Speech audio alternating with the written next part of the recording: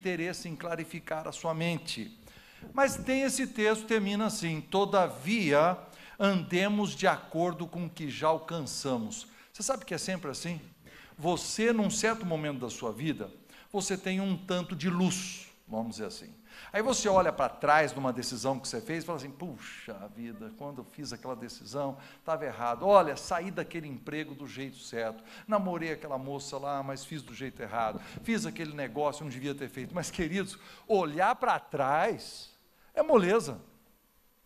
O duro é tomar a decisão de hoje, porque a decisão de hoje é com a luz que temos, cada um ande com a luz que tem alcançado. E Deus pode esclarecer mais alguma coisa para você. Então essa é a nossa primeira afirmação, é que Deus nos dirige. A segunda afirmação é sobre as decisões humanas. O ser humano, você e eu, temos a capacidade e temos que tomar decisões. Nós vamos tomar decisões, desde Gênesis. Quando Adão teve que dar um nome para os animais, ele tomou decisões. Em Provérbios 18, 19, diz assim: porque nos lábios do rei se acham decisões autorizadas. Agora, você pode trocar a palavra rei por qualquer pessoa que esteja numa posição de tomar uma decisão ou de uma supervisão. Nas mãos dos lábios de um gerente, nos lábios de um diretor, nos lábios de uma mãe, de um pai, estão decisões autorizadas. Ele foi autorizado a tomar aquelas decisões. Todos nós tomamos decisões todos os dias, centenas de decisões. Até quando você decide não decidir, você fez a decisão de não decidir, não é verdade? Então nós tomamos decisões. Conhece aquela história do sujeito que é muito inseguro de si, e ele viu um cara assim, tão bacana e tão feliz, e ele falou assim: cara, você é tão feliz, você toma alguma coisa para ser feliz? Ele falou: eu tomo decisões. Entendeu como é que é? Porque se você não toma decisões, você é uma pessoa insegura o tempo todo, tá certo? Agora, veja bem, são as duas afirmações iniciais. Se Deus quer nos iluminar e nós queremos tomar as decisões e temos o poder para fazer, fechou, né? Está resolvido, uma coisa maravilhosa. Nós vamos tomar só a decisão certa, não é? Porque nós temos a capacidade e Deus tem a luz que não quer iluminar para a gente decidir. É assim que acontece? Não é assim. Por quê? Aí entra esse negócio das portas abertas e portas fechadas. Nós usamos esse termo porque é um termo comum, que nós usamos. Isso aí, nossa, Deus abriu a porta, foi maravilhoso, né? Não, isso não deu, Deus fechou a porta, né? Ele fala assim: quando Deus fecha uma porta, Ele abre uma janela. A gente vai melhorando aquela frase para ver se a coisa ajuda, né? Mas vamos entender as dificuldades de porta aberta e fechada. Em Atos 16, conta a história que Paulo e seus companheiros, eles queriam ir para a Ásia, e diz assim: o Espírito impediu. Aí então eles saíram da Ásia e foram para a Bitínia, o Espírito impediu, ou seja, Deus fechou a porta, certo?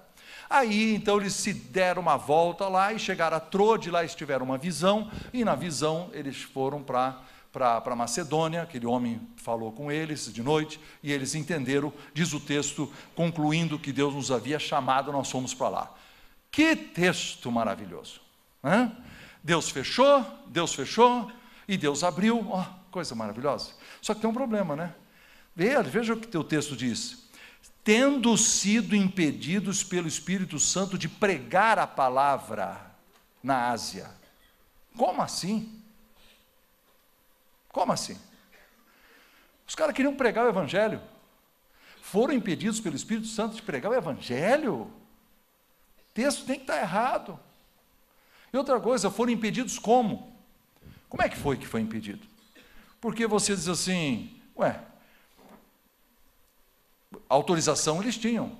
O Paulo era um cidadão romano, podia viajar para tudo quanto é lado. Então não era problema de documentos. Como é que Deus impediu? Como é que você acha que foi? Paulo com os companheiros estão indo numa estrada, e aí o Espírito Santo impediu, eles entenderam que impediu de pregar o Evangelho naquela região, então eles se desviaram para outra, não deu, e aí eles foram para outra, e aí deu. Então Deus abriu a terceira porta e fechou as outras duas.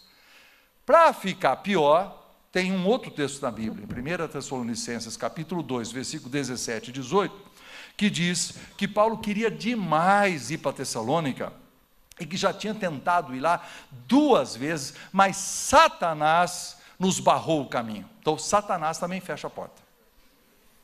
Então, agora, quando você tem uma porta fechada, quem que fechou? Foi o Espírito Santo ou foi Satanás? Aí você tem uma porta aberta, quem que abriu? Foi Deus ou foi Satanás? Porque no caso aqui, quando ele percebeu que era Satanás, ele ia tentar uma 3ª vez, diz o texto, com mais empenho diligenciamos, com o grande desejo ir ver-vos pessoalmente. Já tentei 2 vezes, eu vou a 3ª. Então nós estamos diante dessa grande pergunta: como saber? Porque Deus é luz, quer nos iluminar, quer nos dar lucidez. Ele também nos deu a capacidade para decidir. Agora, Deus abre e fecha portas, o diabo também abre e fecha portas. Como é que eu vou saber quem abriu e quem fechou a porta? Olha que bacana, meu sermão ficou bom até agora, não ficou? Não ficou? Sabe por quê? Porque agora eu criei uma expectativa em você de que eu vou responder a pergunta, não é? Você acha assim, não, agora o homem vai nos dizer como é que a gente sabe qual é a porta do diabo e a porta de Deus, não é isso? Mas para piorar a situação, existem umas coisas na procura da vontade de Deus que eu chamo de fatores subjetivos variáveis. Ficou chique, hein, Lívio? Pelo amor de Deus, cara.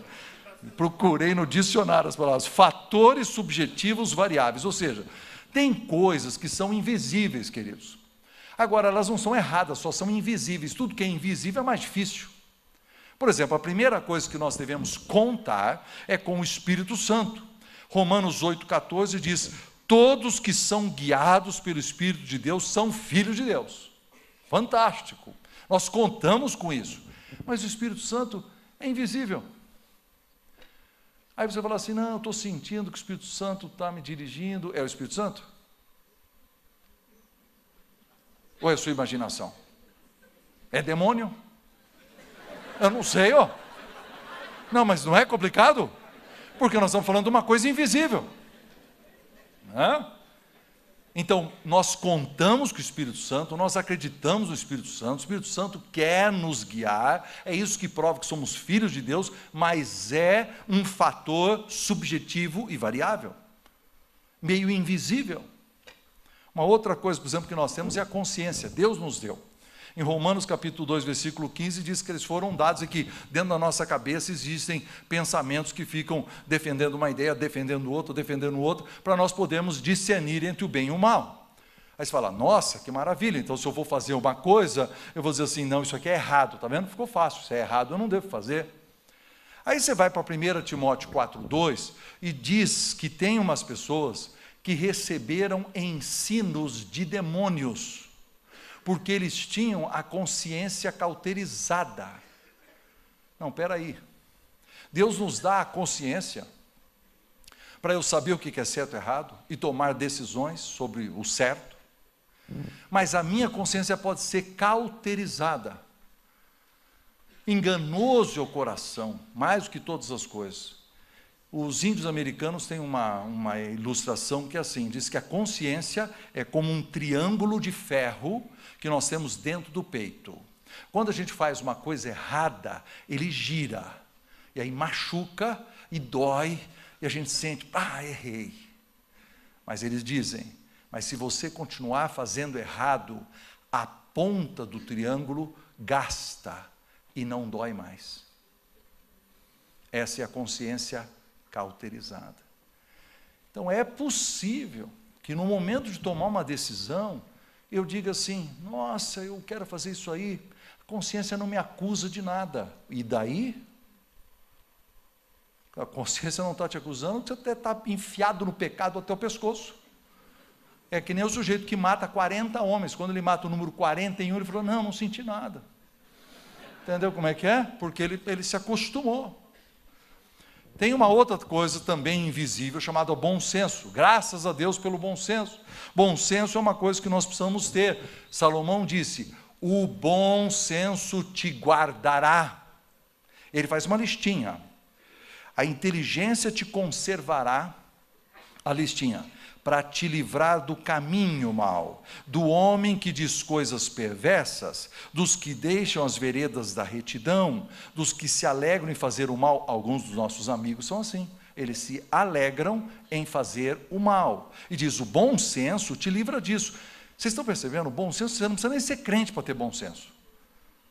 Bom senso é assim, ó, não vale a pena sair com esse tipo de amigo, não vale a pena fazer essa farra aqui. Por quê? Porque o bom senso ensina que vai dar errado. Bom senso é aquelas coisas que a mãe ensina para a gente. Filho, antes de atravessar a rua, olha para os dois lados. Isso é bom senso. Então, nós aprendemos essas coisas. Agora, vamos imaginar uma seguinte situação. Você quer fazer uma compra, você quer gastar um dinheiro. E eu não sei qual mãe que você teve, tá?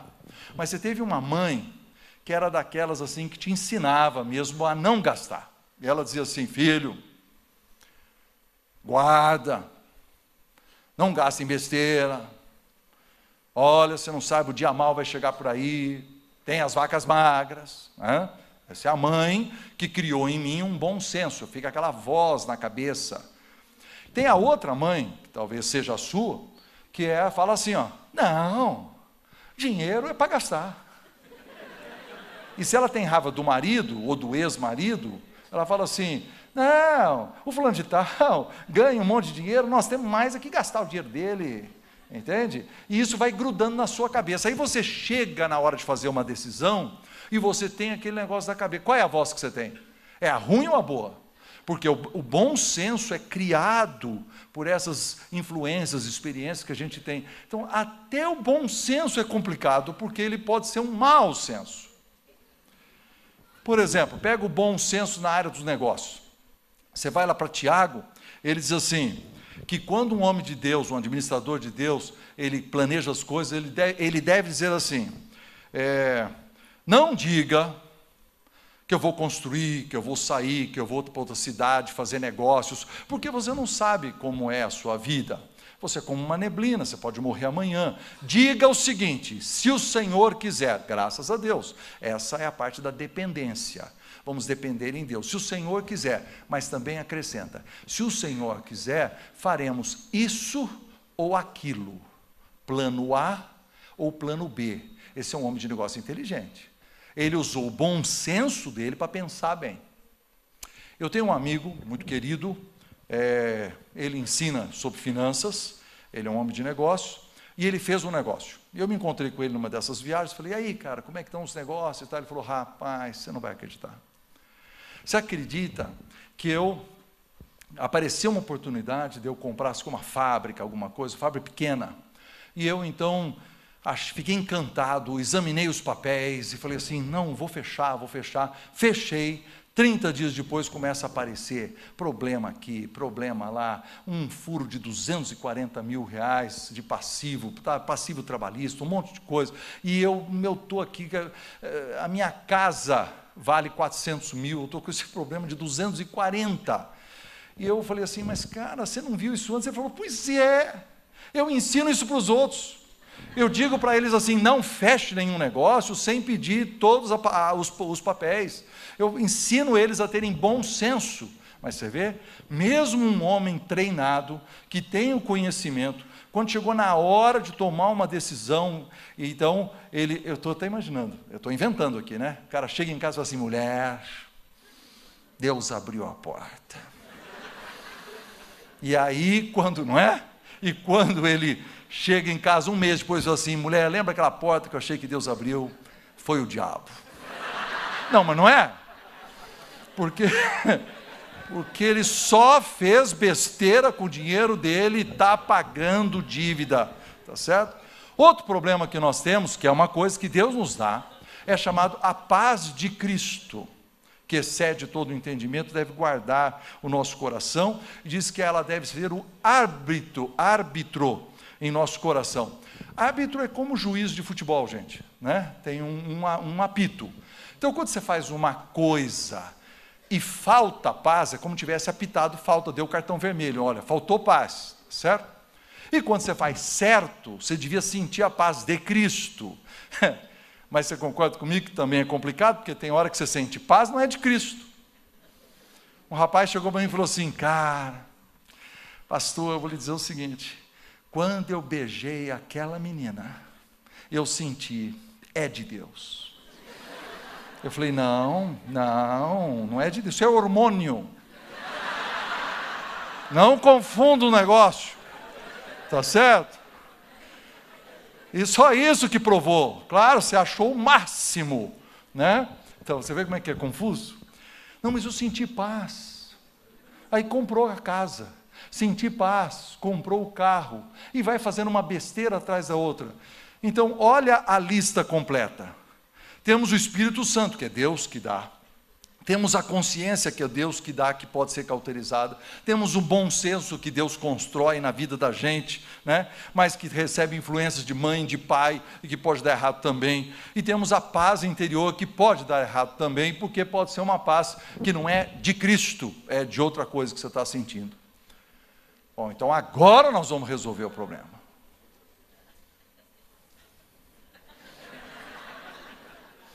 Agora vamos falar de princípios objetivos e eternos. Primeira coisa que nos ajuda a tomar decisões mesmo, gente, é a Bíblia. É a Bíblia.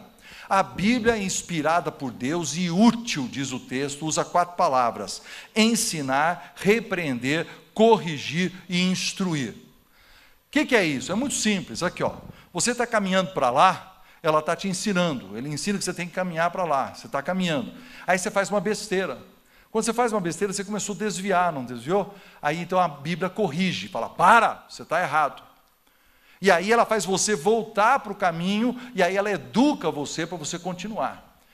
Estuda melhor, você vai ver que essas 4 palavras ajudam você na sua caminhada, mesmo quando você desvia. É a Bíblia. A Bíblia é tão séria, a Bíblia é tão certa, que aquilo que a Bíblia diz, nós devíamos fechar o olho e fazer.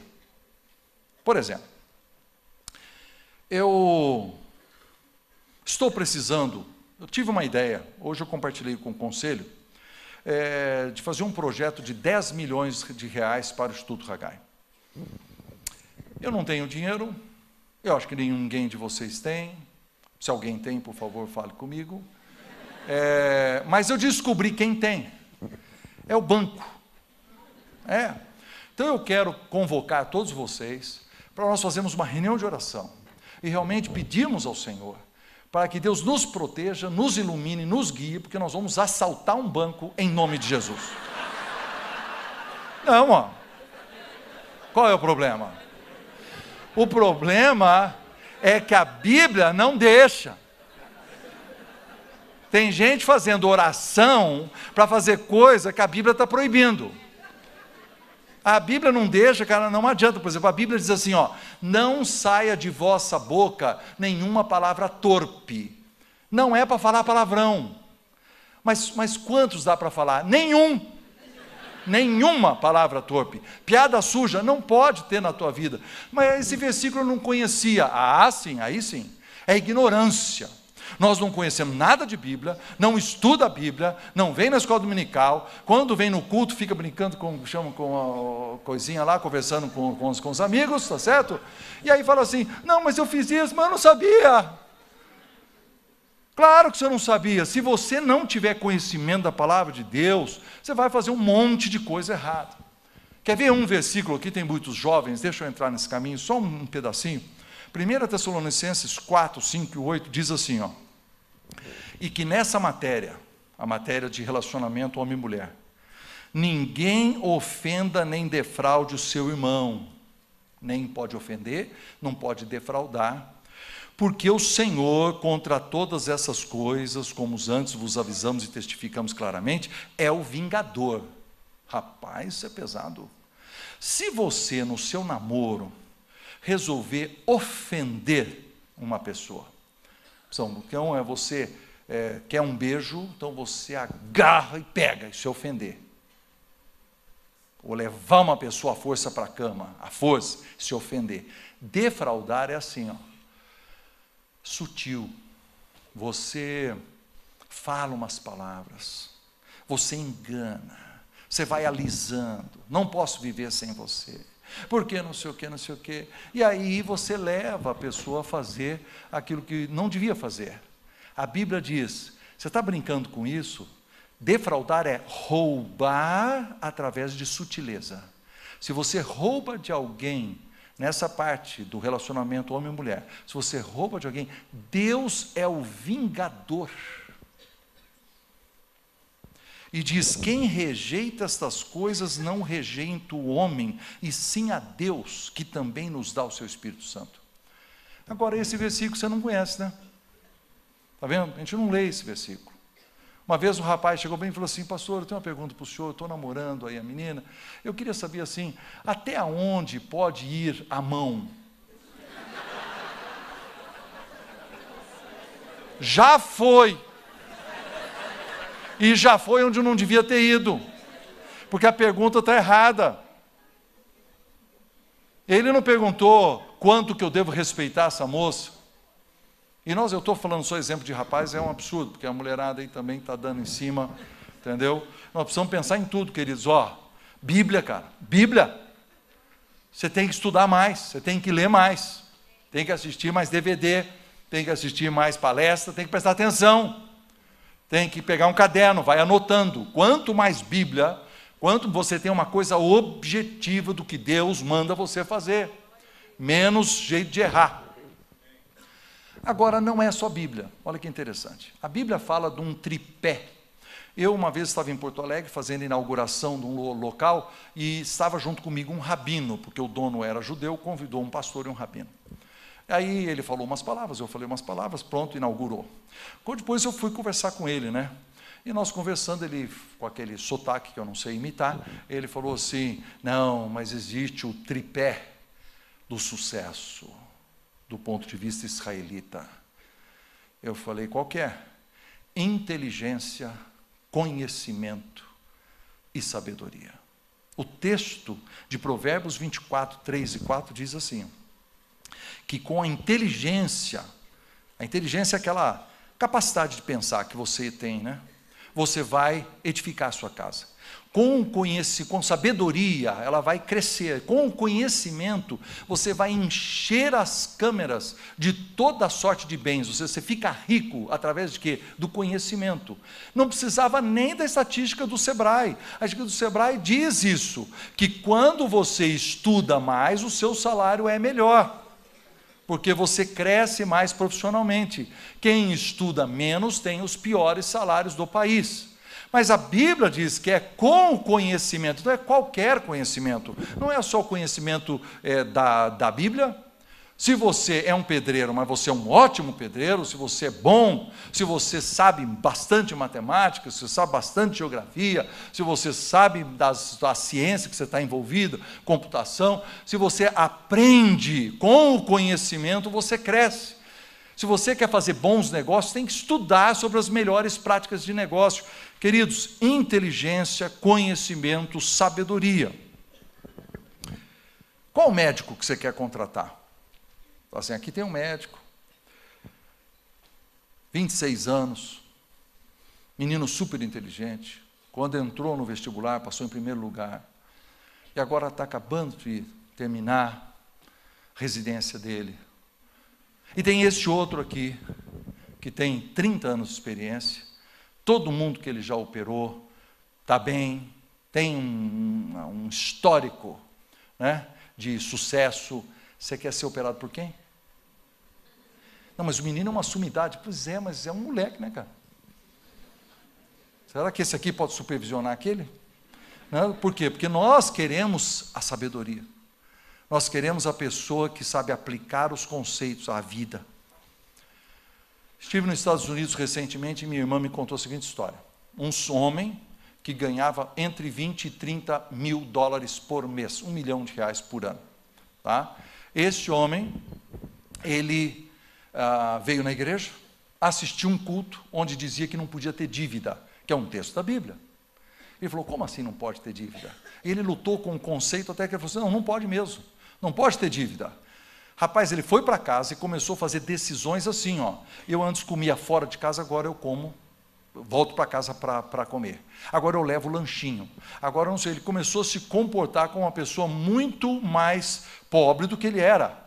E todo o dinheiro que ele tinha, pagando dívida, pagando dívida, pagando dívida. Depois de 8 meses, ele conseguiu pagar todas as suas dívidas.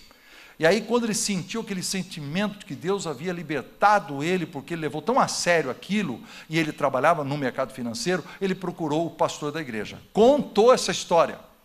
E aí falou assim: pastor, então eu estou aqui porque eu gostaria de trabalhar para o senhor. Ele falou: como assim? Queria que o senhor me contratasse para trabalhar aqui na igreja. O pastor começou a rir e falou assim: cara, não tem a mínima condição de contratar você para ganhar quanto? Ele falou assim: não, eu trabalho 1 ano de graça. Sim, mas o que você vai fazer aqui na igreja? Eu vou ensinar todo mundo a sair de dívida. Ele fez um programa, naquela igreja tem uma frase: nenhuma dívida, ou ninguém com dívida. É um programa, você entra na escola dominical lá e você vai tentar sair, inclusive, da prestação da casa própria, você vai tentar pagar, e você diz: eu estou livre, e vai fazer esse esforço. Esse homem já está naquela igreja há 2 anos. O primeiro ano ele trabalhou de graça. No segundo ano, a igreja contratou ele, porque tem uma quantidade de gente enorme que já saiu das dívidas, que está contribuindo mais para a igreja, que tem uma vida mais feliz, por causa de um versículo da Bíblia que diz: a ninguém deveis coisa alguma. Então, está vendo como obedecer a Bíblia é a vontade de Deus, cara. Essa é uma porta aberta, você pode ter certeza. Agora, temos também pessoas na nossa vida. Então nós temos conselhos e opiniões de gente que vem falar com a gente. Então a Bíblia, aqui que ela diz? A Bíblia nos diz assim: você, quando for tomar uma decisão, fale com conselheiros maduros. Tem vários versículos na Bíblia sobre conselheiros. Diz: quando não há sábia direção, o povo cai, mas quando há conselhos, há segurança. Diz: onde não há conselho, frustram-se os projetos, mas na multidão de conselheiros, eles se estabelecem. Estabeleceu o projeto. Porque com conselho prudente tu podes fazer a guerra e a vitória na multidão de conselheiros. Agora, o que a gente aprende, que eu estou enfatizando, você tem que procurar o conselheiro maduro. Você sabe que nem sempre o pastor da sua igreja é o melhor conselheiro. Por exemplo, onde aplicar o dinheiro que eu tenho? Às vezes o pastor não sabe, porque é um conhecimento técnico. Aí você não pergunta para ninguém. Você precisa perguntar para alguém que tenha conhecimento, para você ter aquele conselho. Deus, então, através do conselheiro, te dá um pouco de luz para você tomar a decisão correta. Eu fico imaginando uma situação assim: uma menina de 16 anos, uma loirinha, vira para a amiguinha de 16 anos e meio, e diz assim, joga o cabelinho para trás e fala assim: estou querendo namorar aquele cara, o que você acha? Eu acho que sim. Então tá. Então, na multidão dos conselheiros está a sabedoria. Cara, é conselheiro maduro. A amiguinha não vale. Quando eu quis namorar a Marta, eu fui atrás de gente para me dar conselho. Um conselho que eu recebi num casal, chamava Dilson e Meire. Ele falou assim: você vai casar com uma argentina, porque minha esposa é argentina. Ninguém é perfeito, né? Desculpe.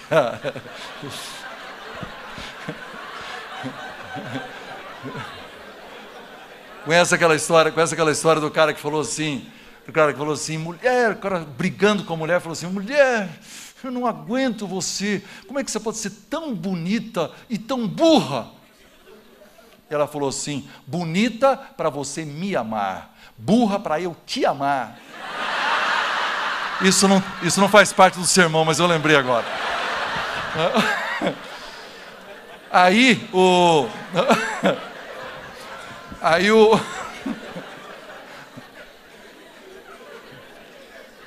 isso não tem nada a ver. Vocês vão lembrar só disso, né? Agora, ela virou para mim e falou assim: casamento é o ajuntamento de 2 famílias. Você vai casar com uma pessoa que mora a 3.000 quilômetros de distância? você coloque isso no seu orçamento. Eu não esqueci até hoje. Não, e eu coloquei no orçamento, porque sim, nós temos que visitar a família dela. Vendo? Nós vamos morar aqui, mas tem que estar no orçamento. Olha que coisa fantástica quando um conselheiro te dá uma ideia boa. Como Deus abre a porta, dirige, sabedoria, luz divina, para você tomar decisões, né? Segunda coisa que tem gente envolvida é obediência a autoridades. Aí Romanos 13 é o capítulo clássico que ensina sobre autoridades que foram ordenadas por Deus, estão aqui e nós devemos obedecer. E diz que nós devemos pagar a cada um o que é devido. A quem tributo, tributo, a quem imposto, imposto, a quem temor, temor, a quem honra, honra. Mas todos os homens que estão aqui, mulheres que estão aqui, que são pessoas que estão envolvidas no comércio, sabem que nós precisamos fazer um esforço para não pagar imposto, certo, queridos? E todo esforço legítimo está ok. Porque se você for burro o suficiente para pagar toda coisinha pequena que sai no mercado, e você não pede conselho para uma pessoa que entende de como diminuir os seus tributos, e você faltou bom senso, faltou luz, você vai à falência. Não há nada errado em tentar achar um jeito mais inteligente, mudar seu contrato social, fazer uma outra classificação, algum outro jeito para você pagar menos. Agora, tem gente que quer desobedecer a lei, né? E quer que Deus abençoe, pede oração. Uma vez um rapaz chegou para mim e falou assim: pastor, na porta da igreja, ele tinha uma pasta assim, cheia de papel. Eu falei: pastor, aqui, ó, isso aqui está virando uma via crucis. O que é isso? Não, eu estou tentando ir para os Estados Unidos, os caras não me dão visto, eu não consigo ir. Pedi que o senhor orasse. Eu falei: mas por que você vai para os Estados Unidos? Não, querendo ir lá, mas para quê? Não, quero trabalhar lá, mas isso não é ilegal? É ilegal, mas você sabe que não é, pastor? Então você está querendo ir lá, ficar ilegalmente, trabalhar ilegalmente, e você quer que eu faça oração? E o cara lá, o embaixador, pegou que esse cara aqui é malandrão, mas ele quer burlar a lei, e quer fazer uma oração poderosa. Aí ele vem no culto, e ele fecha, ele vai, entendeu? Para ver se Deus abençoa ele desobedecer às autoridades. Não vai dar certo, não. Deus fechou as portas para esse moço, graças a Deus. E se alguém abriu, foi o diabo. Não é? Porque está errado. Outra coisa é submissão a líderes espirituais. Muito complicado o assunto. Por quê? Porque Hebreus 13:17 diz que nós devemos realmente obedecer os nossos guias, eles velam pelas nossas almas. Quando você é desobediente com o seu pastor, quando você é desobediente, o pastor fica com o coração sangrando, cara, porque ele fala assim: eu tenho que cuidar desse cara, e esse cara é insubmisso. Eu estou dando conselho, ele está fazendo ao contrário. E aí então você não sabe por que Deus não está abençoando, fechando portas, etc. Mas à mesma hora, ao mesmo tempo que a Bíblia diz que nós devemos nos submeter às autoridades, ele também diz: acautelai-vos dos maus obreiros. Porque tem pastor ruim. Olha que situação difícil. Você fica sabendo que o pastor da sua igreja está roubando o dinheiro da igreja. E aí o que ele gosta de falar no púlpito é assim, ó: você está dando para Deus, não para homens. Você vai pedir conselho, o cara fala assim: dê o seu dízimo, como está sendo administrado não é da sua conta. O que é isso, nós somos inteligentes. Como é que eu vou dar um dinheiro que está sendo mal administrado? Eu não vou dar. Aí você fala assim: ixi, olha o que ele está falando do púlpito, está sendo gravado esse negócio. Veja bem, olha uma situação que aconteceu, uma situação real. Uma moça mandou para mim um e-mail com a seguinte situação: eu perdi o meu marido, eu tenho 26 anos, e eu perdi meu marido num acidente de trabalho. Recebi 50 mil reais. Gente, quando você perde o marido, que podia estar com você por mais 50 anos, 50 mil reais não substitui o marido, tá certo, queridos? Então, mas o seguro deu para ela 50. Como ela morava na favela, numa casa muito humilde, então ela achou que ela estava milionária, 50 mil reais, eu nunca vi esse tanto de dinheiro na vida. Primeira coisa que ela decidiu, com ingratidão ao Senhor, apesar das suas dificuldades, é dar 5 mil de dízimo. Se eu fosse o pastor dessa moça, eu já teria dito para ela, não, o que é isso? Você não vai dar dízimo de um dinheiro que não é rendimento, isso não é rendimento, você perdeu o teu marido. E isso é uma compensação mínima. Isso não é rendimento fruto do seu trabalho, não vai dar dízimo disso. Mas ela deu. Aí o pastor dela, ela escreve no e-mail, pediu, sabendo que ela tinha tanto dinheiro, que ela desse para ele mais 10 mil reais, porque ele iria para Jerusalém, na viagem, e que ele levaria, então, os pedidos de oração dela, até a montanha, sei lá qual, né? Sobrou 35. Aí ela estava morando nessa casinha pobre, e alguém falou para ela, a senhora não quer que eu faça uma reforma aqui? Eu faço uma reforma e ainda construo um segundo andar, a senhora aluga de cima e tal. E ela falou assim, olha, começamos a reforma, e eu hoje gastei já os 35, e estou devendo para esse cara 8 mil. Como é que o senhor pode me ajudar? Não posso, mas eu quero matar o pastor. Porque, cara, como é que um cara que tem que cuidar de gente, pega uma viúva, obriga ela a dar o dízimo, pede mais 10 mil para poder fazer uma viagem, e não aconselha ela a respeito dos 35 que sobraram, e essa moça hoje está sem casa, devendo dinheiro, morando de favor e pedindo ajuda. E aí me lembrei do versículo que já no tempo de Jesus, quando Jesus desceu a lenha nos escribas e fariseus, disse, vocês são hipócritas, porque devorais as casas das viúvas. Então você vê, a Bíblia ensina que eu tenho que ser submisso às autoridades espirituais sobre mim, mas tem gente exercendo autoridade espiritual sobre mim que não merece o meu respeito e que eu não posso me submeter, queridos. Então, eu estou falando de dois assuntos. Se você está aí com o coração todo rebelde, metendo pau na tua igreja, você não abre o coração, cara, cuidado. Você também precisa ter o coração submisso, porque tem esse versículo na Bíblia também. Mas do outro lado, se você está na igreja errada, você precisa talvez considerar a possibilidade de mudar de igreja.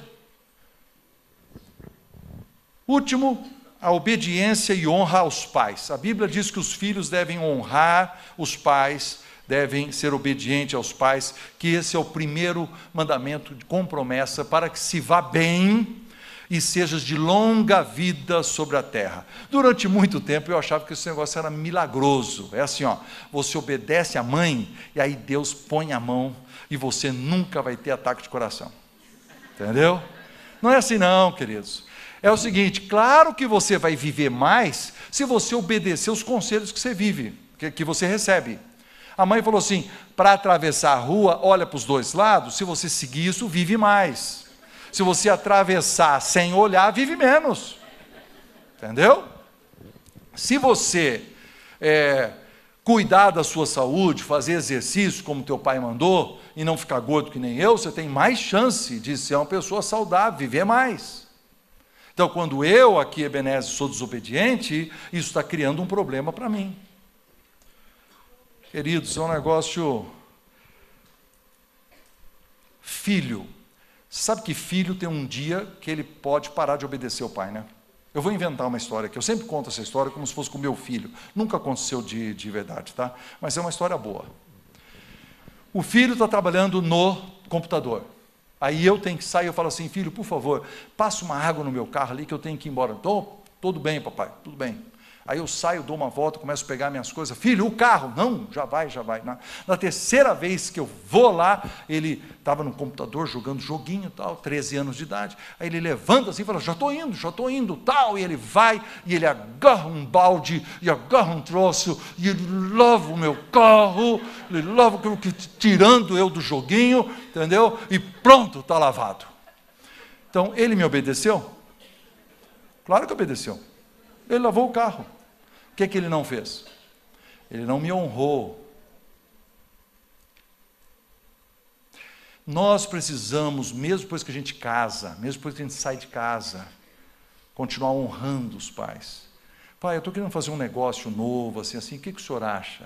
O pai vai dizer assim, cuidado com isso, obrigado por essa palavra. Você não é obrigado a obedecer, mas você precisa ouvir, pode ser uma palavra de sabedoria que vai te ajudar. Então, queridos, qual é a solução? Vou mostrar 3 quadros. Em primeiro lugar, nós temos os princípios objetivos e eternos. Olha lá, mandamentos, inteligência, conhecimento e sabedoria. Depois nós temos os conselhos e a opinião dos outros, que são os conselheiros, as autoridades, os líderes espirituais e a família. E nós temos também os fatores subjetivos e variáveis, o Espírito Santo, a consciência, o bom senso e a paz interior.